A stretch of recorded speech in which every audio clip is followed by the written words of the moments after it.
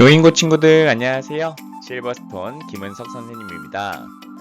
올바르게 읽고 쓰기 세 번째 소단원 쓰기 맥락과 고쳐 쓰기에 대해서 어느덧 세 번째 시간이 되었어요.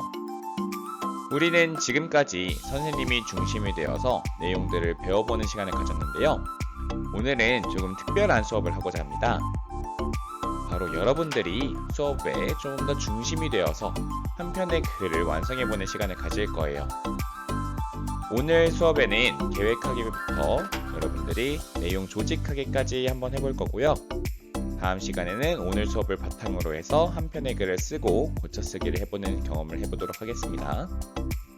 그럼 먼저 우리가 지난 시간의 내용들을 복습을 해보고 여러분들이 한 편의 글을 완성해 보도록 할게요. 자, 그럼 복습하기로 가보겠습니다.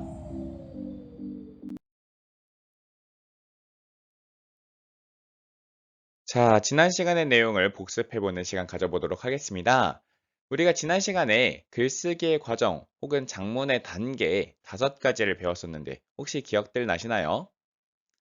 네, 다들 잘 기억하고 있네요. 우리 교과서에선 4가지로 나왔지만 선생님이 5가지 기억하라고 했어요. 계획하기, 내용 생성하기, 내용 조직하기, 표현하기, 그리고 마지막으로 고쳐쓰기에 대해서 있었습니다. 우리는 각각의 단계별로 어떻게 하면 좋은지 그 방법에 대해서도 자세히 필기도 해봤고요. 고쳐쓰기 같은 경우에는 여러분들이 뭐 단어 수준, 문장 수준, 그리고 더 넓혀서 글 수준까지 여러 가지 층위의 고쳐쓰기에 대해서 한번 알아보았습니다. 그 내용들이 잘 기억나실 거라고 생각하고요. 두 번째 문제 보도록 할게요. OX 퀴즈입니다. 글쓰기의 과정은 항상 순차적으로 이루어진다. 여러분들의 생각은 어떠신가요? 맞아요. 우리는 언제든지 중간에 이전 단계로 돌아갈 수 있고요. 언제든지 조정하고 점검하여 수정할 수 있다고 했었어요. 그래서 선생님이 획기적이라는 말도 한번 얘기했던 것 같은데요. 여러분, 우린 장문의 과정은 언제든지 이전 단계로 돌아갈 수 있다. 꼭 순서대로 이루어지지 않아도 된다라는 거 잘 기억해 두시기 바랍니다. 세 번째, 맞춤법을 살펴보는 것은 고쳐쓰기에 해당되지 않는다. O 또는 X. 어떻게 생각하시나요? 네, 마찬가지로 X입니다. 맞춤법 점검도 고쳐쓰기에 해당되는 것은 맞아요. 우리가 너무 이렇게 지엽적인 부분에 신경 쓰지 말자라고는 했지만 맞춤법 점검이 그렇다고 안 중요한 것은 아닙니다. 여러분들이 고쳐쓰기를 할 때 맞춤법 점검도 한 번씩 꼭 해두시면 좋을 것 같아요. 특히 요즘에는 인터넷에서 너무나도 맞춤법 검사가 잘 돼 있잖아요. 그래서 여러분들이 어떤 글을 과제로 낼 때는 헷갈리는 맞춤법들에 대해서 한 번씩 검사해보고 틀린 부분이 없는지 점검해보는 태도가 아주 좋을 것 같습니다. 마지막 문제인데요. 사회적 차원의 쓰기 윤리에 대해서 한번 설명해보라는 어떻게 보면 서술형식의 복습 문제입니다. 우리가 지난 시간에 쓰기 윤리를 개인적 차원과 사회적 차원으로 나눠서 봤었어요. 그때 선생님이 사회적 차원으로 대표적인 예시가 표절 등의 문제라고 했잖아요. 그래서 우리가 4번 문제에 대한 답을 정리하자면 타인의 글이나 자료를 허락 없이 무단으로 사용하지 않는 것, 즉 허락을 받고 사용하는 것, 그리고 사용 허락을 받았으면 그 출처를 명확히 밝히는 것이 좋다라고 했었습니다. 그래서 여러분들은 지난 시간에 배웠던 내용을 한번 쭉 다시 복습을 해보았고요. 오늘은 여러분들이 이전 시간에 배웠던 쓰기 맥락과 그리고 지금 복습했던 내용들을 바탕으로 진짜 한 편의 글을 여러분들이 완성해보는 시간을 가질 거예요. 자, 그러면 어떤 내용을 가지고 글을 쓸 것인가? 그것부터 하나씩 알아보도록 하겠습니다. 선생님이 오늘 준비한 글쓰기 과제는 직업탐구 글쓰기입니다. 직업탐구라는 말에서 여러분들이 알 수 있듯이 오늘은 하나의 직업을 선택해서 다양한 정보들을 수집하고 그것을 바탕으로 여러분들이 직업에 대한 글을 써보면 돼요. 그러려면 여러분들이 다양한 매체에서 정보를 수집하는 것이 일단 필요하겠죠. 다양한 직업에 대한 관한 글을 자발적으로 찾아 읽는 태도를 여러분들이 가지셔야 합니다. 그리고 다양한 글들, 다양한 매체를 통해서 얻은 정보들을 여러분들이 스스로 정리해 보시고 한 편의 글을 쓸 수 있도록 여러분들이 개요도 작성해 볼 거예요. 이러한 과정을 통해서 여러분들은 직업에 대한 폭넓은 탐색을 할 수 있게 되고 더욱더 깊이 있는 이해를 할 수 있어서 미래 사회를 더욱더 철저히 준비해 갈 수 있을 것 같습니다. 여러분들 언젠가 가질 직업에 대해서 다시 한번 깊이 있게 생각해 본다라고 생각하시고요. 오늘 수업이 단순히 국어만 알게 되는 것이 아니라 여러분들의 미래를 함께 그려가는 시간이라고 생각하고 열심히 참여해 주시면 좋겠습니다. 오늘 활동은 탐구할 직업을 정하고 안내할 자료들에 대해서 내용을 마련해 보고 그다음에 조직하기까지 여기 같이 해볼 거고요. 다음 시간에 표현하기 하고 서로 글을 바꿔 읽을 수 있도록 전시를 하고 그에 대한 느낌바들을 나누는 시간으로 가도록 하겠습니다. 자, 그럼 첫 번째 활동으로 우리 넘어가 볼까요? 자, 지금부터는 학습지를 보면서 여러분들 함께 활동들을 하나씩 진행해 보도록 할게요. 먼저 우리는 계획하기를 해야 되는데요. 선생님이 준비한 첫 번째 활동은 브레인스토밍입니다. 우리가 사실 지난 시간에 브레인스토밍은 내용 생성하기에서의 한 방법으로 배웠는데요. 오늘은 계획하기에서 먼저 브레인스토밍을 해볼게요. 여러분들이 한 가지 직업을 선택하셔야 되는데 다양한 선택지를 중에서 하나를 선택하는 게 훨씬 더 합리적인 선택을 할 수 있겠죠.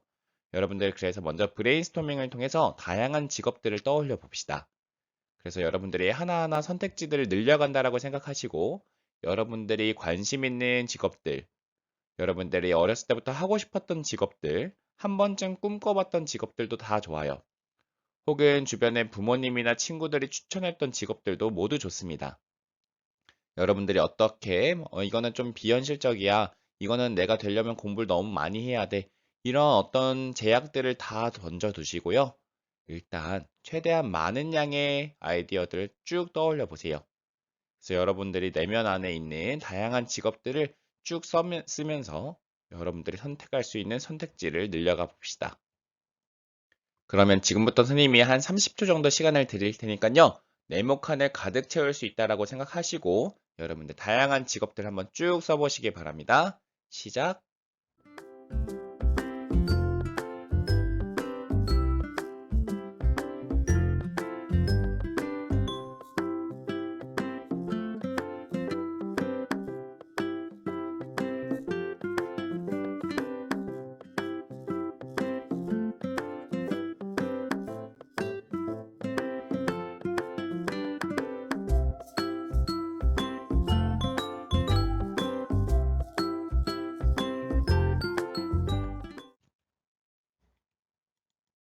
자, 어떻게 많이 채워보셨나요? 생각보다 많이 채운 친구들도 있고 별로 못 쓴 친구들도 있네요. 여러분들 그러면 지금부터는 그렇게 여러분들이 생각해낸 직업들 중에 한 가지 직업을 선택해 봅시다. 이때는 여러분들이 이미 너무 잘 알고 있는 직업을 하는 것보다는 한 번쯤 여러분들이 깊이 있게 탐구해 보고 싶다라고 생각했던 직업을 선택하면 더 좋을 것 같아요. 이번 시간을 통해서 여러분들의 비전을 더욱더 구체화해 보는 시간이라고 생각하시고 한 번씩 한 가지 직업을 선택해 주시기 바랍니다. 자, 그러면 거기 빈칸에다가 선택한 직업을 적어 주세요. 자, 그러면 이제 선정한 직업을 탐구하기 위해서 여러분들이 무엇에 대해 알고 있나 여러분들의 배경 지식을 활성화해보는 시간 갖도록 하겠습니다.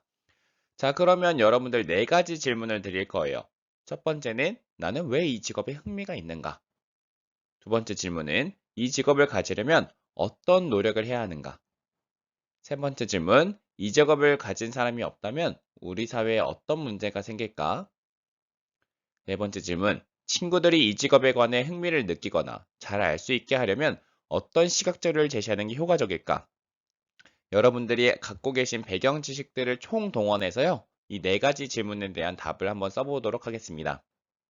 그렇다 보면 여러분들 자연스럽게 내가 이 직업에 대해서 무엇을 알지? 내가 이 직업에 대해서 무엇을 몰라서 새롭게 뭘 조사해야 될까? 그런 것들을 알게 될 수 있을 거예요.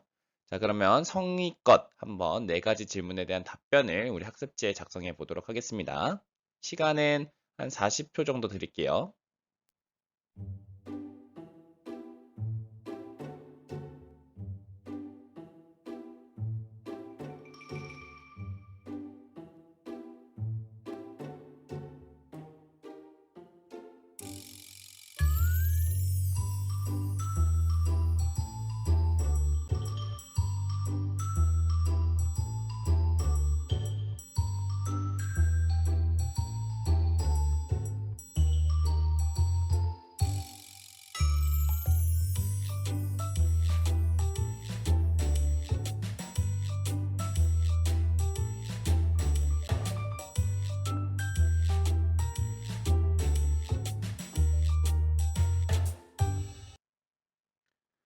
자, 혹시 시간이 부족한 친구들이 있으면 뒤에서 선생님이 시간 드릴 때 그때 돌아와서 다 작성해 보도록 하시고요.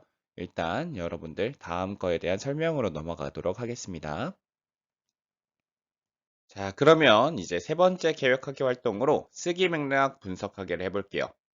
쓰기 맥락은 우리가 이미 너무 잘 배웠잖아요. 주제, 목적, 독자, 매체 이렇게 네 가지 요소가 있는데 그 중에 우리는 주제, 목적, 독자에 좀 더 집중해 보도록 하겠습니다.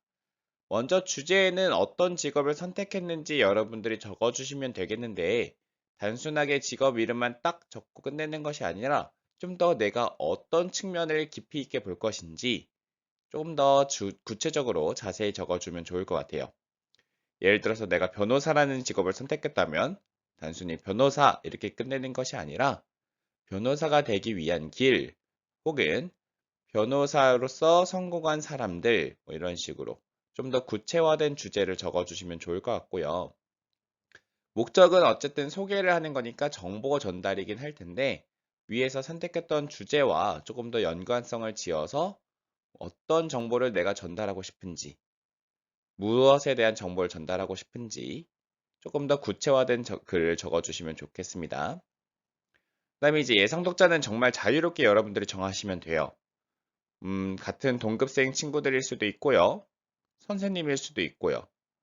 혹은 여러분 동생들, 가족들, 혹은 나보다 어린 친구들 다 괜찮습니다.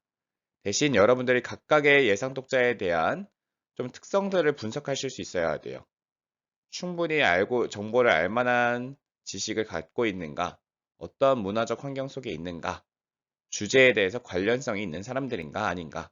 이런 것들을 여러분들이 스스로 한번 생각해 보시고 그 예상 독자 칸에다가 적어 주시면 되겠습니다. 여기서 선생님이 매체는 개인 블로그라고 했는데 개인 블로그를 선정한 이유는 여러분들이 최대한 자유롭게 글을 쓸 수 있도록 하기 위함이에요. 사진 자료도 최대한 많이 넣어도 된다고 생각해서 선생님이 매체를 선정해 봤으니까 여러분들은 주제, 목적, 독자에 대한 부분을 채워 넣어 주시면 되겠습니다. 이번 활동에서 시간을 넉넉하게 드릴 테니까 이전 활동에서 시간이 부족했던 친구들은 지금 채워 넣으시면 되겠네요. 자, 그러면 지금부터 시간을 한 3분 정도 드리도록 하겠습니다.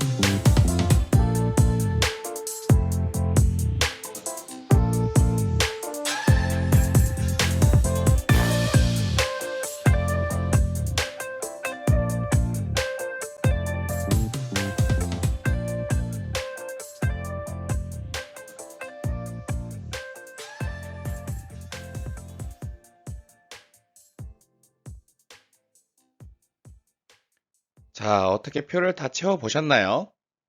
자, 그럼 지금까지 한 계획하기를 바탕으로 해서 내용 생성하기 단계로 넘어가 보도록 하겠습니다. 자, 그러면 내용 생성하기 첫 번째 활동으로 가보겠습니다. 우리는 자료를 이제 조사해 볼 텐데요.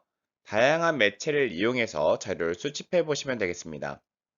여러분들이 어떤 내용들을 담을지 배경 지식을 활성해 보았지만 여러분들이 모르는 정보들도 분명히 많을 거예요. 예를 들어서 봉급표는 어떤지, 미래 사회의 전망은 어떤지, 이런 구체적인 정보들을 알아보기 위해선 여러분들이 매체를 활용해야겠죠.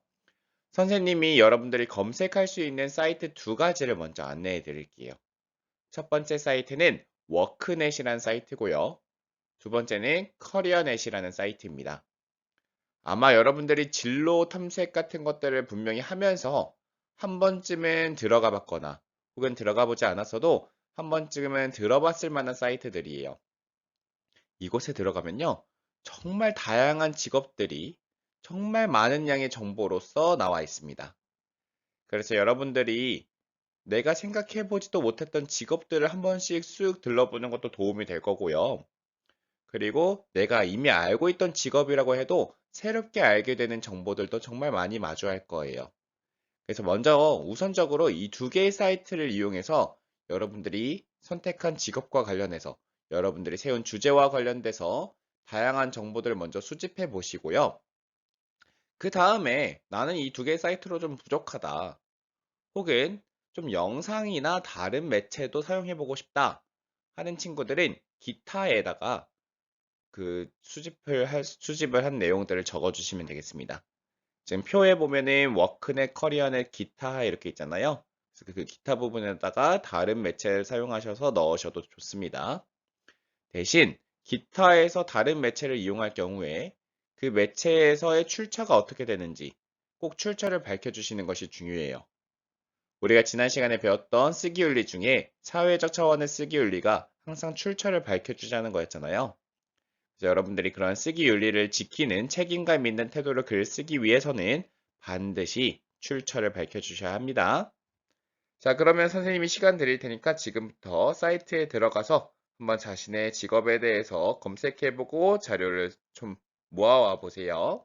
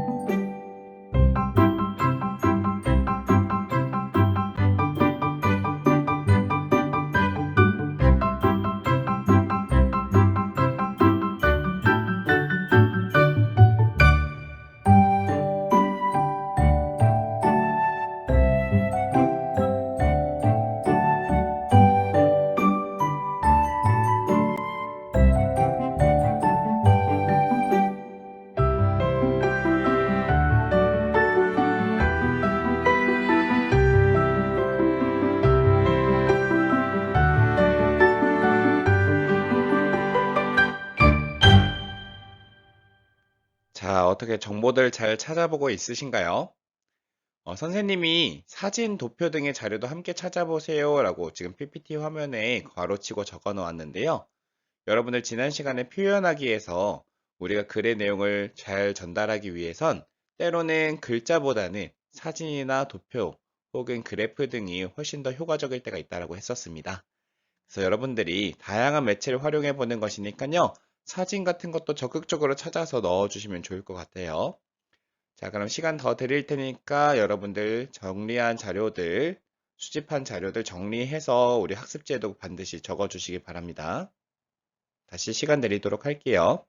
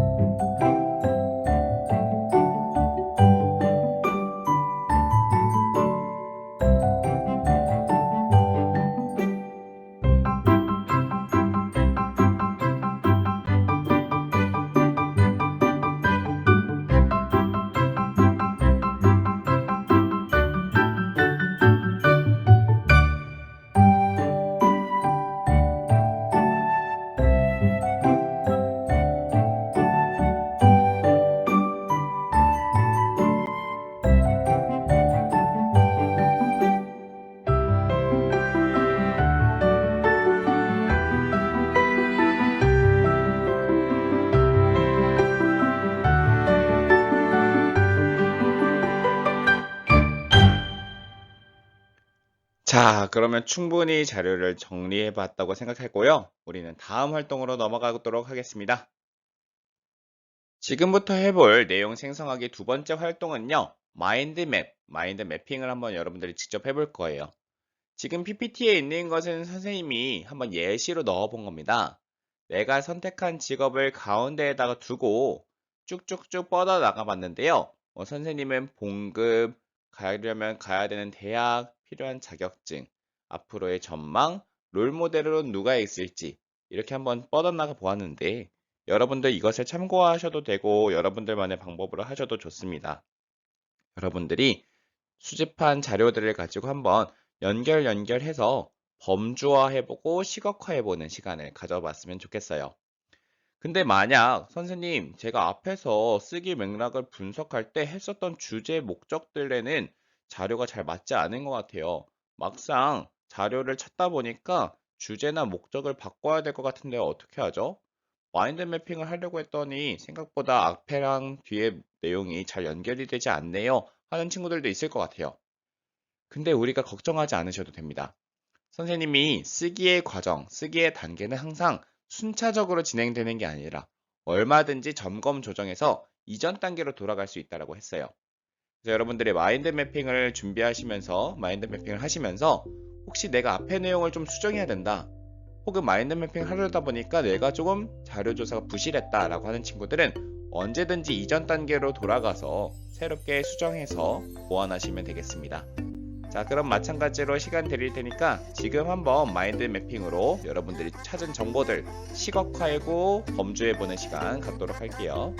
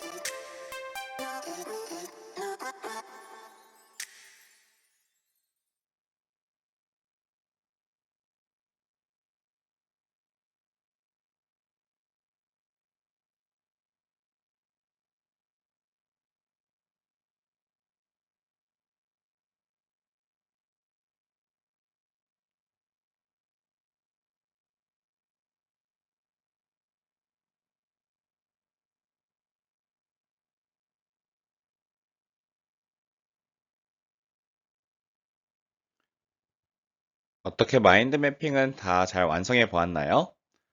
가지를 너무 조금만 뻗은 친구들은 조금 더 생각을 깊이 해서 더 많은 가지들을 뻗어 나갔으면 좋겠습니다. 여러분들이 지금 더 많이 가지를 뻗어 놓고 더 많은 아이디어들을 정리해 놔야 나중에 글을 쓸 때 훨씬 더 도움이 될 수 있어요. 지금 많이 생각을 안 해 놓으면 나중에 글을 쓸 때 계속해서 뭔가 턱턱 막히는 듯한 느낌을 받을 겁니다. 자, 그러면 어느 정도 마인드 매핑을 했다라고 생각하고 우리는 이제 내용 생성하기를 마치고 내용 조직하기로 넘어가 보도록 하겠습니다. 오늘의 마지막 활동이니까요. 여러분들 조금만 더 힘내서 활동 마무리할 수 있으면 좋을 것 같아요. 자, 그러면 오늘의 마지막 내용 조직하기 활동 해보도록 할게요. 우리가 지난 시간에 내용 조직하기의 방법으로는 개요 작성하기와 내용 구조도 만들기 두 가지를 배웠었습니다. 그 중에서 선생님이 중요한 것은 개요 작성하기라고 했었어요. 그래서 여러분들이 한번 직접 개요를 작성해 볼 텐데요. 일단 3단 구성으로 글을 구성한다라고 생각하시고 처음, 중간, 끝부분에 어떤 내용들을 어떤 순서대로 넣을 것인지 한번 여러분들이 작성해 보도록 할게요. 이때 중요한 거는요, 여러분들은 각 부분의 문단들을 어떻게 구성할지 한번 생각해 보시면 좋을 것 같고요. 각 문단에 들어가야 되는 핵심 주제어들 혹은 핵심 주제문 등을 꼭 적어 주셔야 합니다. 그리고 개요를 쓸 때는요, 꼭 완결된 문장 형태로 적을 필요는 없어요. 뭐뭐 해야 한다, 이렇게까지 서술어를 끝까지 다 적을 필요 없이 그냥 개조식으로 뭐뭐 해야 함, 이런 식으로 여러분들이 편안하게 적어 두셔도 괜찮습니다. 대신 나중에 이렇게 개요들을 보면서 여러분들이 초고를 완성할 때는 꼭 완결된 문장 형식으로 써주셔야 해요. 그래서 지금은 편안하게 여러분들이 전체 글의 흐름을 한번 정해본다라고 생각하고 처음, 중간, 끝부분에 들어가야 될 주제들, 핵심 내용들 이런 것들을 적어 보시기 바랍니다. 자, 그리고 만약 부족한 내용이 있다. 내가 개요를 쓰는데 좀 더 찾아봐야 될 내용들이 있다라면 여러분들 언제든지 이전 단계로 돌아갈 수 있다고 했으니까 다시 한번 자료 조사를 더 해서 개요를 탄탄하게 만들어가는 시간 되었으면 좋겠어요. 선생님은 항상 개요를 작성하라고 할 때 아기 돼지 삼형제 이야기를 떠올립니다.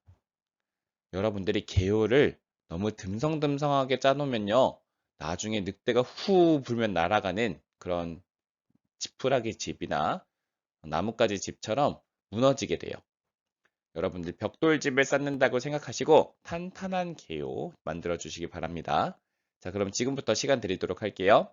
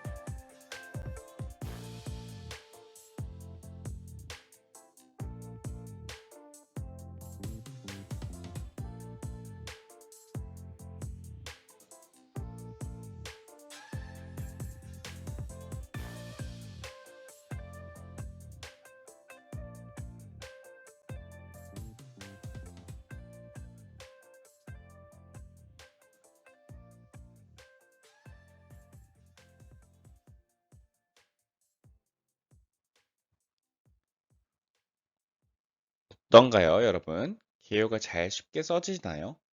아마 개요를 많이 써본 경험이 없는 친구들은 개요 작성하는 것부터가 조금 어려울 수도 있어요.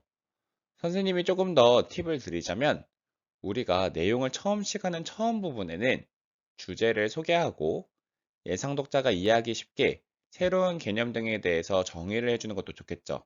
이 직업이 무슨 일을 하는 직업인지, 이 직업에서 유명한 사람은 누가 있는지, 혹은 내가 이외에 이 직업을 설명하고 싶은지, 왜 소개하고 싶은지, 나와 관련된 일화들을 설명하는 것도 좋을 것 같습니다.